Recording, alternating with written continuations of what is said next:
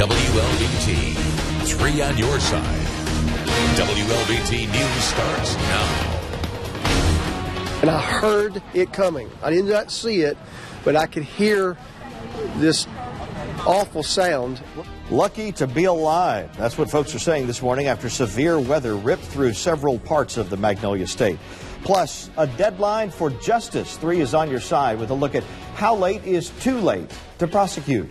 The severe weather threat is over for us now. The showers are moving away from us, but it left a lot of rain in its wake. In fact, some are still under flood warnings. This morning in Hinds, Rankin, and Madison County, also in Smith County, there's a flood warning until 6:45 a.m. This is going to affect areas like Brandon, Jackson, Madison, Pearl, Claiborne, Copiah, Jefferson, and Lincoln counties under a flood warning until 11:15 a.m. Includes Brookhaven, Crystal Springs, Hazelhurst, and Mendenhall. We're going to talk more about what to expect as the day goes on, coming up in just a few minutes. Happening now, officials in Alabama are assessing the damage this morning after this large tornado touched down yesterday.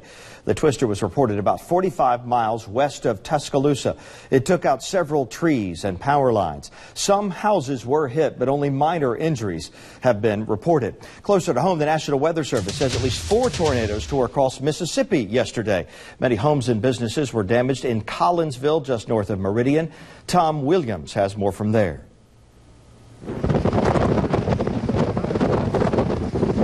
Hear this awful sound. Words from Pastor Wade Ricks as he witnessed the tornado heading straight for First Baptist Church. I took off running, told my son to get inside, and we just crawled under a desk and started praying. Rick says he could hear trees snapping, windows breaking and crashing.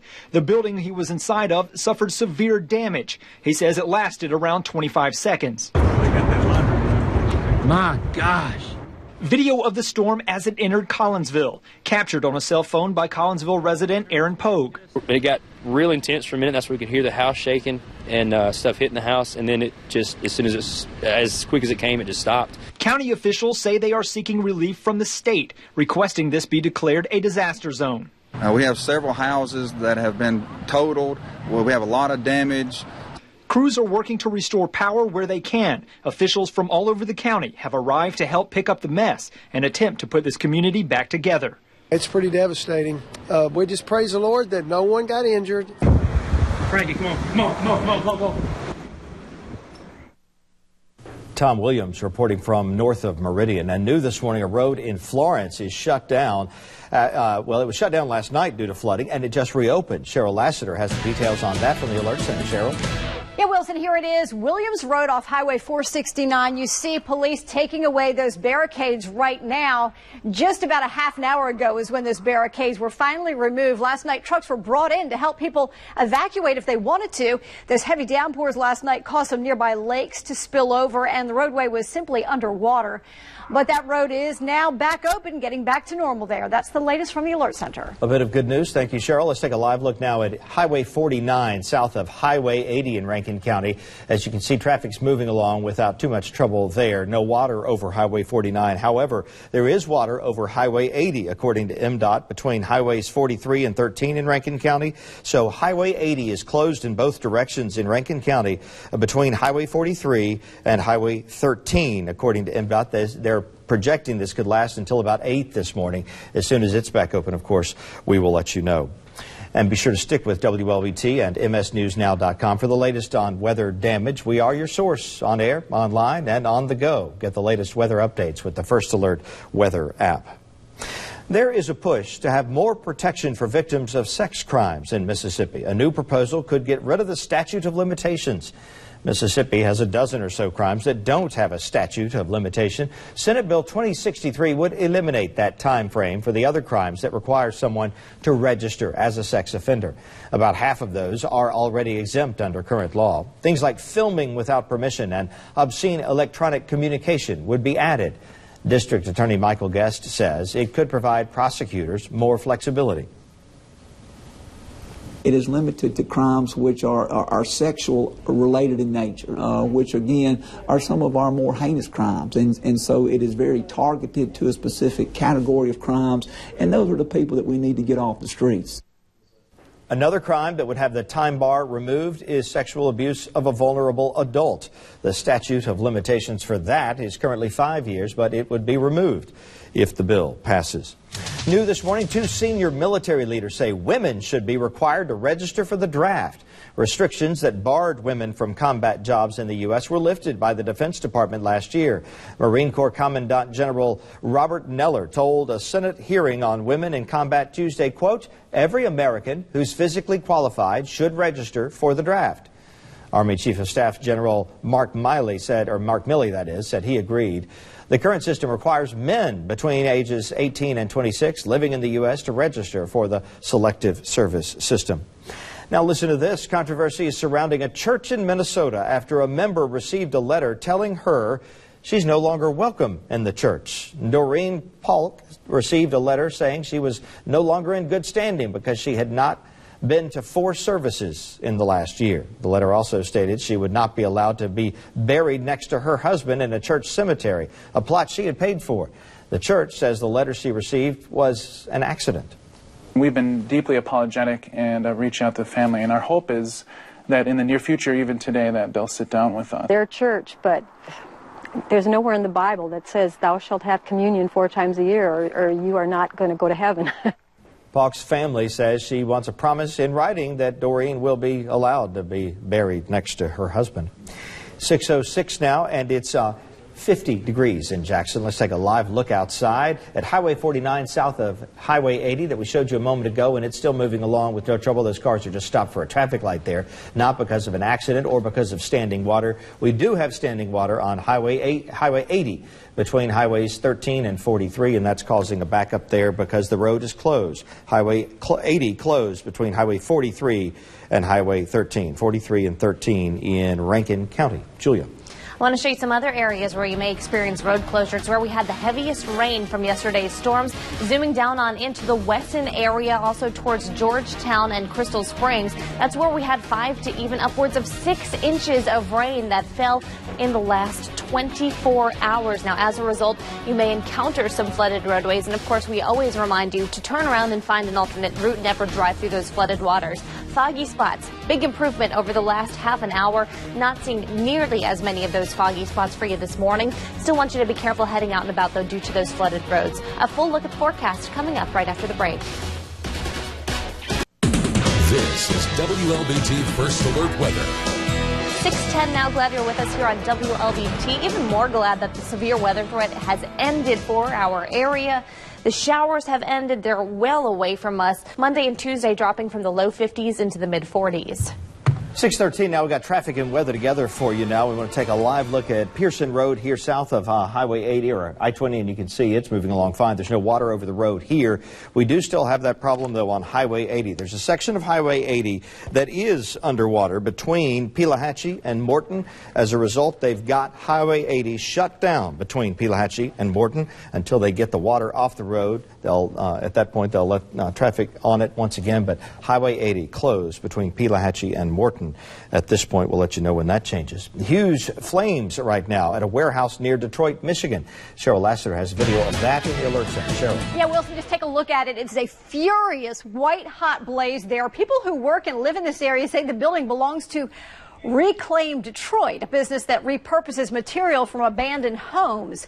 Right now, firefighters are trying to keep this fire contained to that building only. There are some neighboring businesses that are threatened. No word on the cause right now, but it continues to burn. There's also no word on any injuries. That's the latest from the Alert Center. All right, Cheryl, next on 3, one woman's son lives on even after death. The heart-to-heart meeting that will have you reaching for the Kleenex. Coming up. Welcome on back. This morning, we are seeing several different storm reports around the area, especially due to flooding. So let's focus in on a couple of them. There's one that we've been getting more and more information about that happened down in Butte. It's a water rescue that took place at a campground along the Homochitto River. And again, we are working to get you images of that water rescue that happened last night.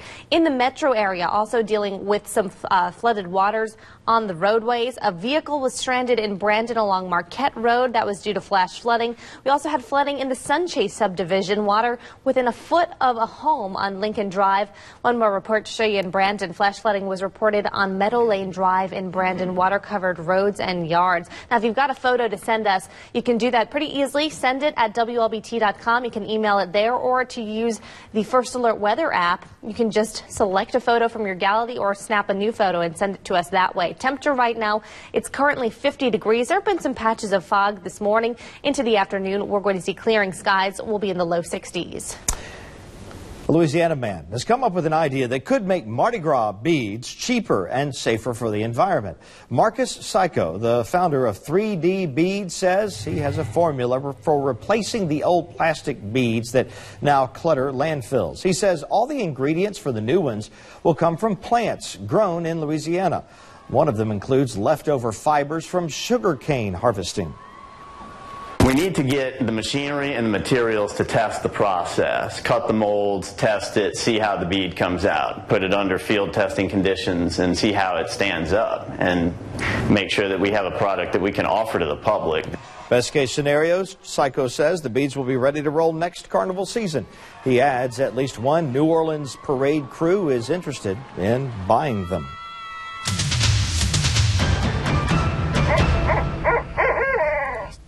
In Florida, that owl on the prowl for predators is targeting people in her quest to keep her babies safe. Her hooting sends people hollering and running for cover.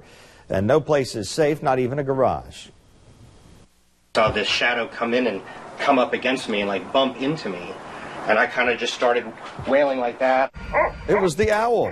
It swoops toward anybody who it perceives as a threat during what neighbors say is nesting season. It's like the sound it makes. Kind of sounds like a dog. Yeah, it sounds like a bark more than the woo that you typically associate with an owl. Exactly. Anyway, watch out for her. Watch out for the weather. At least the cooler weather today is the only thing to be concerned about. Yeah, other than this morning dealing with the aftermath of yesterday's storms, that means the flooded roads, also some potential damage, possibly some trees down. We don't have much going on other than that. The fog is mostly cleared up, but still may see a couple patches of it. So just want to make sure that you're safe and you're aware of that. It's really the flooded roads that are presenting the biggest issue. We have numerous road closures to report to you. One is along Highway 80, I believe, and that's between Morton and Pelahatchie. Otherwise, though, temps in the upper 40s and low 50s. Your afternoon high temp is going to be around 60 degrees today. We've got traffic and weather together for you right now at 6:20. That's Madison Avenue there at Interstate 55. No problems there or anywhere else in the metro area except the one where Julia mentioned, Highway 80 between Morton and Pelahatchie, where 80 is closed because there is water over the highway. New Hampshire becomes the center of the political world this week. I'm Edward Lawrence in Washington to show you why coming up. And welcome on back. Here's what you need to know as you head out over the next few hours. We've got temperatures in the upper 40s and low 50s. The fog condition has been improving significantly. We've had some fog during the overnight, and now it's getting quite a bit better. That's good news for your morning commute. Still want you to be cautious, though. We had about 5-6 inches of rain last night in some areas. That means you could run into some flooded roadways. Of course, always turn around, find an alternate route, never drive through any flooded roads. Temperatures today, upper 50s, low 60s. This actually becomes a pretty nice looking day today. We'll have lighter winds. Tonight we'll drop down to the low and mid 30s. A little bit cooler as we wrap up the work week. I'll talk more about that in a few minutes. Democratic and Republican candidates for president are setting their sights on New Hampshire. Hillary Clinton is fresh off her official win in Iowa, and Donald Trump is trying to regain his spot as the GOP frontrunner after finishing second for the Republicans. Edward Lawrence has the latest from Washington. Good morning, Edward. Wilson, good morning. It seems like the intensity got turned up a notch. Both sides, Democratic and Republican candidates, are trying to fight to make New Hampshire count. New Hampshire is one of the smallest states in the nation. This week, it's the center of national politics. I'm pretty excited about where we are because I believe that people in New Hampshire are going to make the right decision. Republicans see a crack in Donald Trump's armor. He finished second in Iowa to Senator Ted Cruz. We are going to beat Hillary Clinton, and it won't be by a flip of a coin. Senator Marco Rubio surprised everyone, almost beating Trump, finishing a close third. We got the biggest vote ever in the history of a primary in Iowa. By like 60,000 people came out extra. I'm not going to say that was me, but believe me, it was me. Trump says he'll win New Hampshire. Political experts credit Cruz's incredible ground game for the win in Iowa. We're going to continue doing what we did in Iowa, here on the ground in New Hampshire and South Carolina, working to build the grassroots army. Meanwhile, Senator Bernie Sanders says he raised $3 million in donations since his moral victory in Iowa. If we bring out large numbers of people, we are going to win next Tuesday. This is the first in the nation primary.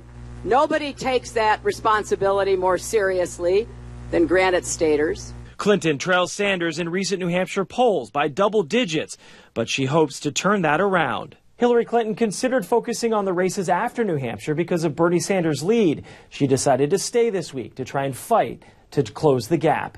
For 3 on your side, I'm Edward Lawrence in Washington. All right, grab your tissues for this one. One mother got to hear her baby boy's heartbeat once more after it was donated to a little girl. Take a look. Say, that's my heartbeat. That's Lucas's heartbeat. It was an emotional meeting in Arizona where the boy's mother received a Build-A-Bear with a recording of the donated heart beating. The girl who received the heart, Jordan Drake, is thriving today. Just a short time ago, Drake needed a heart. And around that same time, Lucas Clark, who was just a few months old, died. Well, the two families just met for the first time this week. The only thing I could think of is, I can't save my own son. Why not save somebody else's? Why not save somebody else's child?